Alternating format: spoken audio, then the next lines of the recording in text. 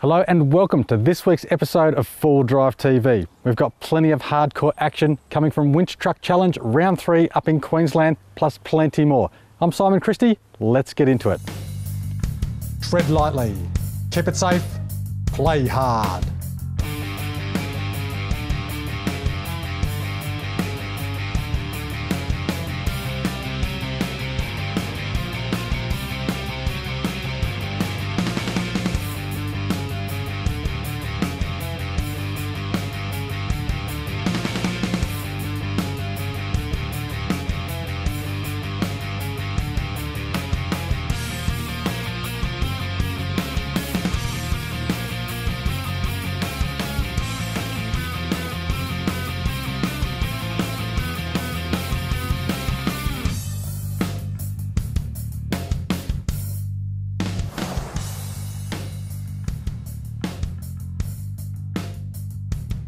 Hi, I'm Andrew from Berrima Diesel. We've got Simon and Miranda from 4 Drive TV here. We've got their two Holden Colorados, the new 7 and of course the Holden Colorado Ute. I'm Dave, I'm from High Performance Diesel. Come down here to have a look at Simon's Colorado 7 and Colorado Ute. So we're looking forward to the next sort of day or so installing various upgrades on these vehicles. These vehicles are probably what you'd call, or I'd certainly call it, at the edge of their parameters in some ways. They've got a lot of gear in them, and they've sort of been really equipped up with bull bars and winches and rear slide drawers and all sorts of bits and pieces. If you start loading them up with accessories, bigger tyres, you need more performance and more power, especially for towing. What happens is with the intercoolers is they heat load pretty quickly, and then as you're going up a big hill, say, they heat load, and then power drops off, reducing the power as you're going up the hill. Now we aim to change that by fitting a larger intercooler, which will give a better heat sustain load and give you more power and more torque for a longer period. Suddenly we've got the vehicle starting to really not perform anymore. So what we're looking at doing is putting on an exhaust upgrade, doing an intercooler upgrade, and of course putting on one of our DP chip upgrades, and see where the vehicle goes from standard to fully equipped up. We're obviously looking at some reasonable gains today. We still want to keep safety in mind because everything that we do is going way outside a manufacturer's parameters, so everything we do has got to have safety in mind. And the beauty of some of the things, particularly the intercooler in these hot climates, I'm sure will have a big effect on that. The whole idea of the intercooler is to reduce the inlet temperature. Now, coming out of the turbo, you'll often see 150 to 180 degree temperature coming out of the turbo. Then it passes through the intercooler piping, through the intercooler, which reduces that temperature generally down to 20 to 30 degrees above ambient. So, say on a 20-degree day, the inlet temperature will be 30 to 40 degrees, which obviously gives you more bang for your buck, gives you more air, and produces more power. This allows you also to add more fuel via a chip or a module to then give you more power. So if we look at these engines, they're a pretty proven engine. They're running the 2.8 VM. It's actually an Italian engine. It's made in Thailand in a very special factory. We'll probably see increases today of 10% per item. So we might be looking at nearly 30% or more at the wheels by the time we're finished today. With diesel vehicles, they perform quite well, but everybody wants more power, especially when towing or off-roading in heavy sand work.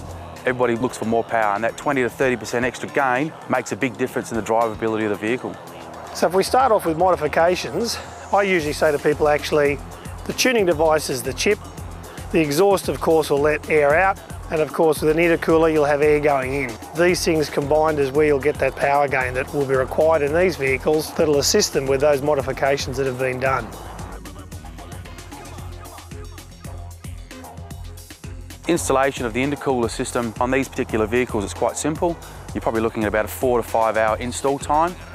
Depending on what accessories you have on the vehicle, whether you've got bull bars, winches, that can often lead to longer times to do the installation. Power gains just from the intercooler alone can be about between 5 and 10%, but they generally lean the mixtures out on the engine, which then allows you to add more fuel to bring it back to the same air-fuel ratio as standard. Then you can get up to 20% gains by having the intercooler. When you're adding more fuel, you're only bringing it back to where it was standard. So if your air-fuel ratio was 19:20 to 1 standard, the intercooler will lean it out to probably 25 to 1 air-fuel ratio. All you're doing is bringing it back to the standard air-fuel ratio of a standard vehicle, which means it won't affect economy. It'll actually give you better economy because you have more power and you'll have to use less throttle position to maintain road speed. We'll get the vehicle up on the dyno first and do a baseline run. Once we've got them up the hoist, we'll pull the exhaust system off and put on the larger exhaust system. Now we use a mandrel bent aluminised steel exhaust system that's running pretty much from the turbocharger back. We still use a catalytic converter. The catalytic converter, of course, processes some of the exhaust gases, makes it a little bit cleaner. The muffler itself will become fairly straight through. You've already got some reasonable mufflers there. Everybody forgets the turbocharger itself is a muffler. All the gases come roaring out and immediately hit this little impeller that's in the way, and of course they spin that impeller up. Some of those speeds get in excess of 100,000 RPM. Once they go through there, they'll then get disturbed further by a catalytic converter. The high flow catalytic converter won't be as restrictive as the original one, but it basically has less holes in there, so they're actually bigger. So the gases will travel further down and have further resonation noises taken out by the muffler. Well, they're pretty much a straight through resonator. So by the time it gets out to the tailpipe, everything will be fairly quiet. It might just have a little bit more low down. That's about all the noise you will pick up. So with most diesels, you don't pick up anything like you might get when you had the old days of putting extractors and exhaust on your good old Holden Commodore. It doesn't happen with modern diesels. They stay very, very quiet. And of course you get performance gains from all that.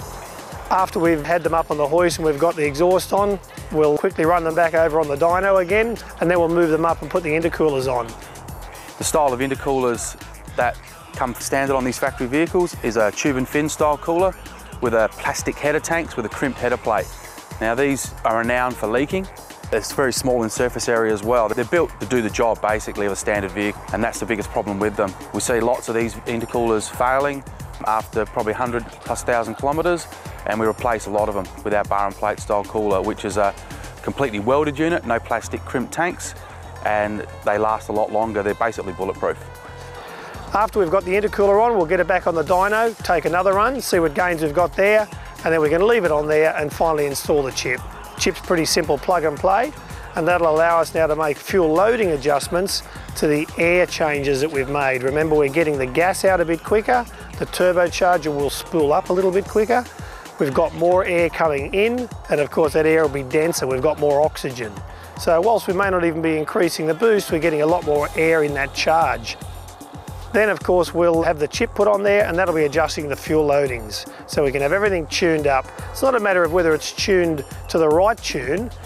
Diesels really are how long's a piece of string, and that's the dangerous thing with tuning diesels. You can continue to add more and more and more fuel, and the engine will continue to generate more and more and more power until it basically blows up.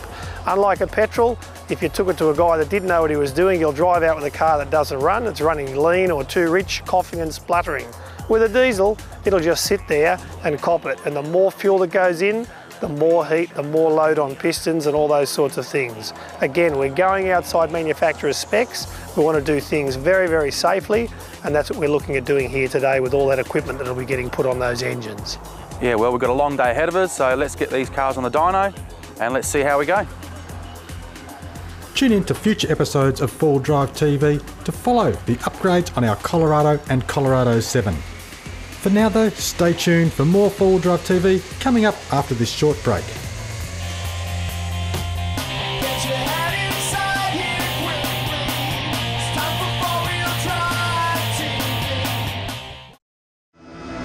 Holden's toughest 4x4 ever has arrived. Introducing the all-new Holden Colorado 7. It comes with 7 seats as standard, and it's loaded with serious off-road grunt. You'll get 3-ton towing and the awesome 470 Newton-metre Duramax diesel engine, plus an impressive wading depth and hill descent control, all for the hardcore adventurer. The all-new Holden Colorado 7 is here. Take it off-road at your Holden dealer today. 30-second kitchen, a kitchen in 30 seconds. Fridge slide first. Fridge slide's got 130 kilo tracks in it, so it's nice and tough. Remove the R-clip, don't lose it. Drop the pin, leg locker. Kitchen now. Lock kitchen down here. Retrieve the R-clip. Lock on here, R-clip in. Leg here, pull them together. Stove, billy. How good's that, guys? Couldn't ask for quicker. I'm Chris Weston, off-road racer and owner of Off-Road Rush, and I wouldn't race on anything else than my Mickey Thompson tyres. I trust my Mickey Thompsons at high speed. They can handle wet or dry without any trouble. And that means I can keep racing while the competitors stop to change tyres. Mickey Thompson? No wonder they call them legendary.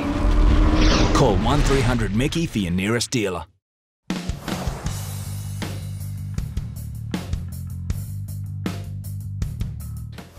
Now viewers, having clear, reliable and constant communication when you're out forward driving is absolutely paramount.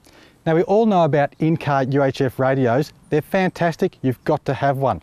But you should also be carrying a high quality handheld UHF. Now why do you need a handheld UHF? Well, there will be a lot of times when you're away from your vehicle, and being able to communicate clearly with the driver is absolutely important. So for safe forward driving, for clear communication when you're out there on the tracks, have a good quality in-car unit, and also try one of these handheld units. Now these two I've got here, fantastic units. We've got a 2 watt and a 5 watt. So what's the difference? Well, the difference is the amount of reach, the clarity and the power that you'll get out of the radio. Obviously the 5 watt unit is slightly bigger, slightly heavier and cost a little bit more, but for the improvement in communication you can get with this unit, it's well worth looking into. Now with the 5 watt unit here, your in-car unit is rated at 5 watt and this is rated at 5 watt. The big difference though is the aerial.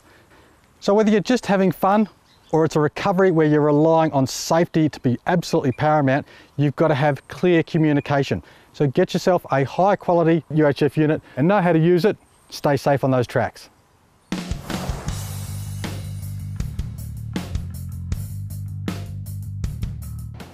The third and final round of the ARB Winch Truck Challenge series was held over the October long weekend using the extensive gullies, hills and creeks of the New Chum property just south of Mount Morgan to the southwest of Rockhampton in central Queensland. It was a cracker of a weekend with magnificent weather, seeing temperatures in the mid-30s, making for ideal racing conditions. It couldn't have been a better combination for event organiser Brent Taylor, who was delighted with the entry list and the competitor numbers. 17 trucks turned out for the weekend. This is the third and final round, the decider for our WTC series for 2013. So yeah, it's going to be a good weekend. Now, I believe Redbeard Racing were leading this series coming into this round. How do they look like they're going this weekend? They've been running very consistently all weekend. The boys have had a couple of little issues with front drive, but I believe they've sorted that out and they're doing really well. Yes, we're doing quite well this weekend and in the series. Let's just hope we can hold it together for the rest of the day. So Steve, one of the first into this stage this morning, how did you go? Quite good. We were a bit worried about how we were going to go. We got a dodgy CV in there, but went in there with a bit of a plan, kept calm and came out good. Yes, we're happy with it. And consistency is a big factor in winning this event. There's a wide range of courses set out and it's important to do well on each stage. Some of the tracks are set up for a bit of horsepower for the boys to stretch their legs, but a lot of the more technical courses definitely doesn't come down to horsepower. It is definitely driver ability and how well your truck's set up for this sort of thing. And quite a range of different events this weekend. We had a speed run first up. Yeah, speed run around the boundary. The boys love doing these sort of things. Gets the nerves out of the way straight up, and then yeah, we've stepped into a couple of winch stages. In a first for the ARB WTC, the second stage consisted of what could only be described as a mountain and one of the longest and steepest winch stages ever. Yeah, we aptly named this one Kill Your Nav. It just about did that to a few of the boys. Some of the guys had to winch 4 times to get up it. It's a big, big hill.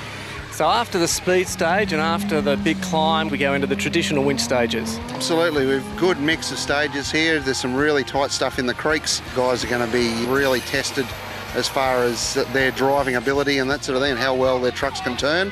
And then from there, they shoot out in the bush, bit of a sprint through the bush, up and down the hills here. Really does test the drivers and cars.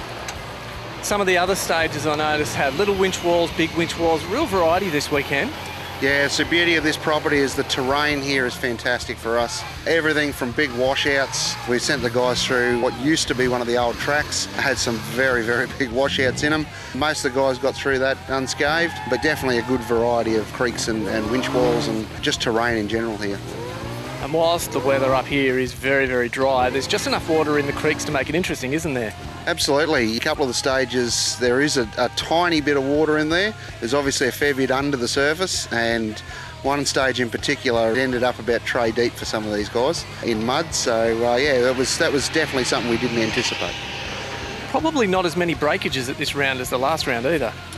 I guess because it's held over a long weekend, the guys have got 2 full days rather than sort of a day and a bit. Having to preserve trucks is probably high on everybody's mind to see it and make sure they make it right through to the end. So this is the 3rd and final round, the decider for the year, so it's pretty important they get to the end to see where they end up on the tally board. But stick around for part 2 of the ARB Winch Truck Challenge Round 3 coverage, as we've got plenty more action, including some not so perfect attempts at a very tricky winch wall.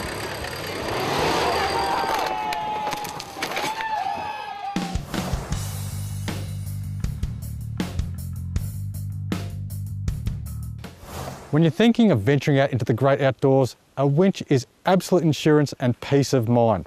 But you want to make sure that you've got a winch that's capable of doing the job, doing it safely and efficiently. Now, the leading manufacturer of winches, the most established brand worldwide, the way they rate their winches is they set them up in a laboratory, they feed them high voltage, very clean current, and they pull a load up a ramp. As soon as the winch reaches that 8,000, 9,000 point, bang, they stamp 9,000 pounds on the case of that winch, and that's a 9,000 pound winch. I can virtually guarantee that that winch out in the field will never ever pull 9,000 pounds. In the field, when they're not getting that laboratory current, they're not dragging a clean weight up a ramp, they can't pull that loaded capacity. When you're looking for a winch, buy a winch that's rated for a safe working load, like the Mean Mother 4-drive winches. So what does that mean for you? Well, here in our Colorado, we've got a 9,500 pound Mean Mother 4-drive winch. And I can guarantee to you that that winch will actually pull out past 12,000 pounds. So when you're talking about winch ratings, it's not all what's written on the box. Do some research, find out about how your winch is rated, and go for a high quality winch at a great affordable price that has a safe working load. Thanks for tuning in, viewers.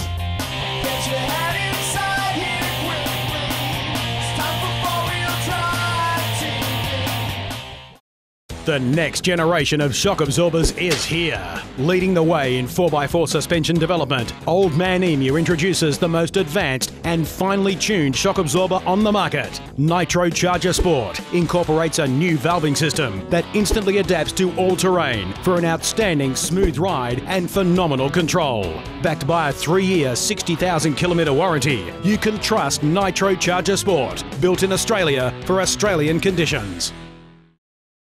With nearly 100 years experience in designing and manufacturing heavy-duty filtration, Donaldson is one of the most trusted brands in the market, and our filters meet or exceed OEM specification. Originally developed for four-wheel drives on mine sites, Donaldson's range of four-wheel drive filters will perform in even the toughest environment, giving you peace of mind that you are buying the best and the most reliable filter for your vehicle, and backed by a full manufacturer's warranty.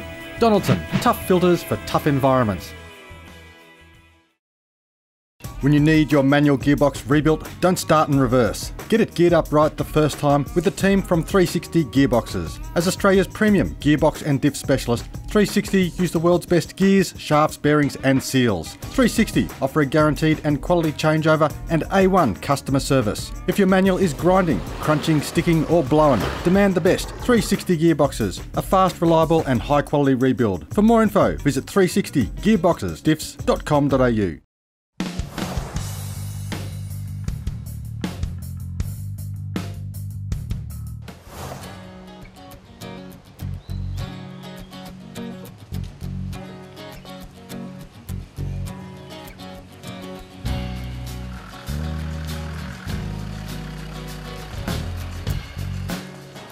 Hi, my name's Gavin. This is my 1997 Land Rover Discovery. Modifications are I've got a snorkel, UHF radio, dual battery system, and muddy tyres. We enjoy going to Talangi and the mud tracks around Talangi. Future trips will be through Goulds Track in South Australia through the desert. Some of the future modifications will be a lift kit, bull bar and winch.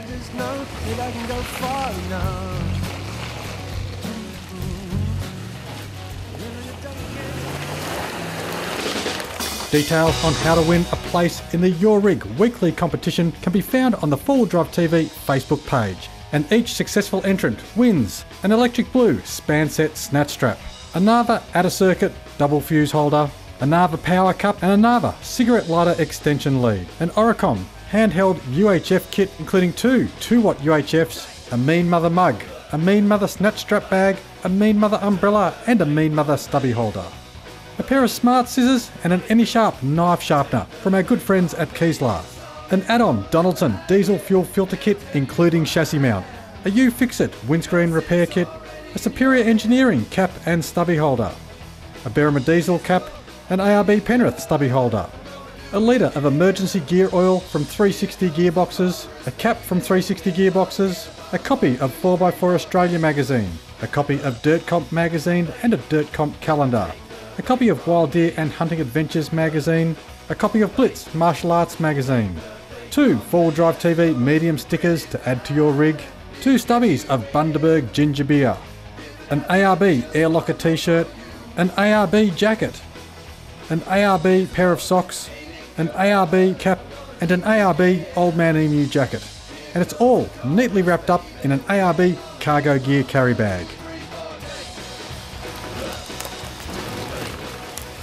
I'd like to thank Simon and Miranda for inviting us out today. I'd like to thank the sponsors for the prize pack, and I've had a great day. See you on the track.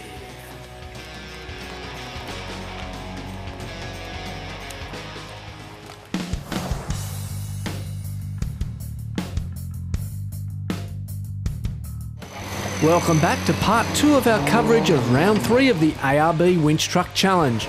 It's a tough event with winch walls galore on a great property outside of Rockhampton.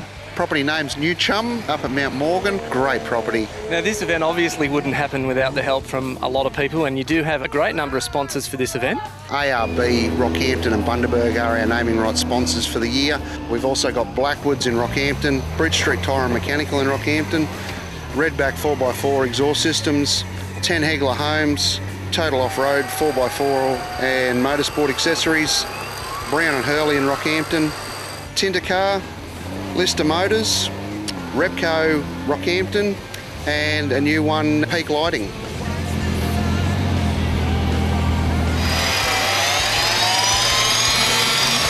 It's great to have the support of these guys. Without them, we just couldn't run these events. But it has been a great series over the 3 rounds, hasn't it? It's been fantastic. The terrain differences between the different properties has just been immense.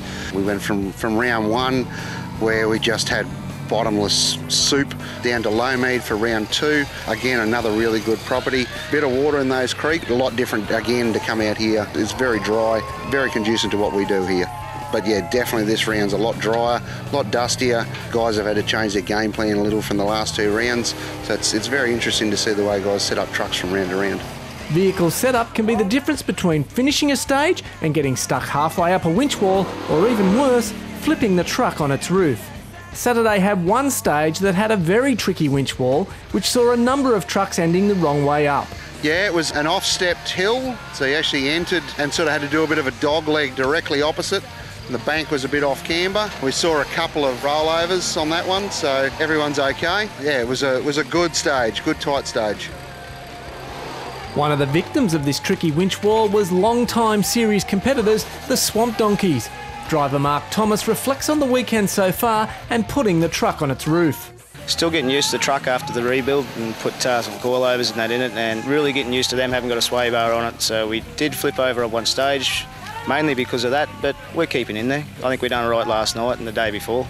Has it made a big difference making those changes to the truck? Yeah, it has. Speed stage is unbelievable difference. Just got to get used to it on the off-angle cambers without a sway bar, but we'll have a sway bar in for next year and things will change. Maybe a new motor. Certainly had your navvy, Luke, working really hard this weekend.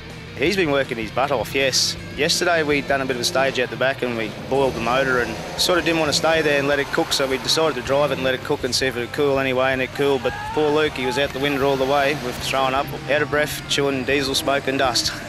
He didn't like it. And he was pretty keen, as you were when you were upside down yesterday, to self-recover. Yeah, if you can sort of get yourself back going again and keep under that DNF time, well, you got to have a go, put it that way. But as you should probably see, we could not recover out of there by ourselves. We had to get 3 winches on it and get it back on its feet. So if you do roll, do recover yourself and keep going if you can, yes. It's a long time to sit with your head upside down though, isn't it? Yeah, we started to see different things upside down for a bit. Someone said I went a bit purple, but I don't know how long you're supposed to have your head upside down for, but it was all right. I just wanted to get back on my feet, but as soon as someone said it wasn't happening, please get me out of the car, yes. In part 3 of our coverage, we'll see plenty more action and reveal who wins the event and wraps up the series.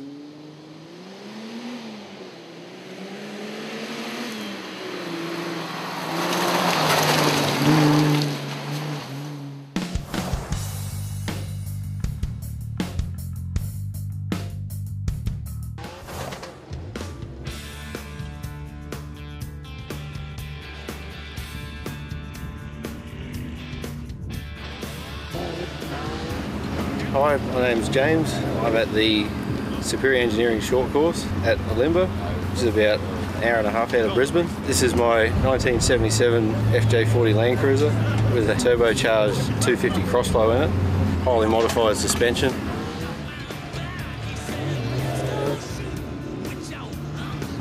Had this car for about 9 years now. It's slowly developed into a race car, sponsored by my own wallet.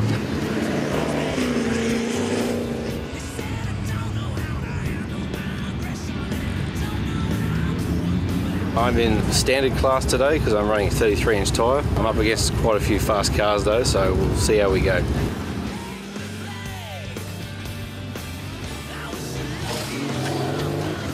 What I hope to get out of today's event is just to have a bit of fun, drive really fast and not break anything.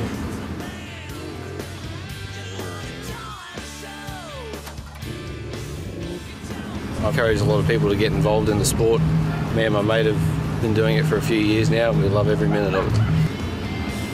I've been following four-wheel drive TV for many years from when it first started and hope to see a few more 40s out on these tracks soon. It's good to see people still run these old trucks. I'd like to thank Simon and Miranda for covering this event today. Awesome that they've come out here to watch all these cars. It's not a big event, but hopefully it'll get bigger and bigger.